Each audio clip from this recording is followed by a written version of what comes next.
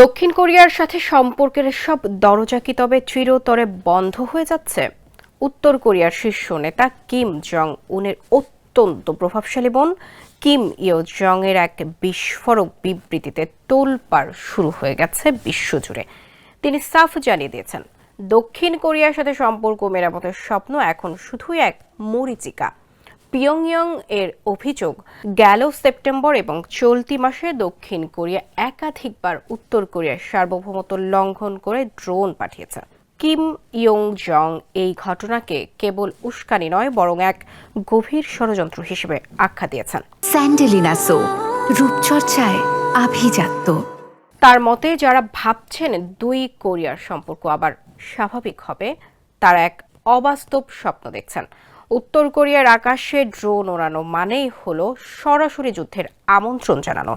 গত শনিবার উত্তর কোরিয়া প্রথমবারের মতো ভূপাতিত ড্রোনের ধ্বংসাবশেষের ছবি প্রকাশ করে দাবি করেন যে এগুলো দক্ষিণ কোরিয়ার সেনাবাহিনী পাঠিয়েছে, কিন্তু সিউল এই অভিযোগ সরাসরি প্রত্যাখ্যান করেছে। দক্ষিণ কোরিয়ার সামরিক বাহিনীর দাবি, ছবিতে দেখানো ড্রোনগুলো তাদের ব্যবহৃত কোনো মডেলের সাথে মেলে না। তাদের ধারণা এগুলো হয়তো দক্ষিণ কোরিয়ার কোনো বেসামরিক গোষ্ঠী পাঠিয়েছেন। দক্ষিণ কোরিয়ার প্রেসিডেন্ট লি জে মিয়ং এই ড্রোন ইস্যুকে হালকাভাবে নিচ্ছেন না। তিনি একে জাতীয় নিরাপত্তা ও কোরীয় উপদ্বীপের শান্তির জন্য এক গুরুতর অপরাধ বলে উল্লেখ করেছেন। অন্যদিকে কিম ইও জং ঘটনার বিস্তারিত ব্যাখ্যায় দাবি করে কিছুটা কৌশলী হয়ে বলেছেন যে হয়তো দক্ষিণ কোরিয়ার সেনাবাহিনী ইচ্ছাকৃতভাবে এটি করেনি, কিন্তু এর দায় তাদেরই নিতে হবে।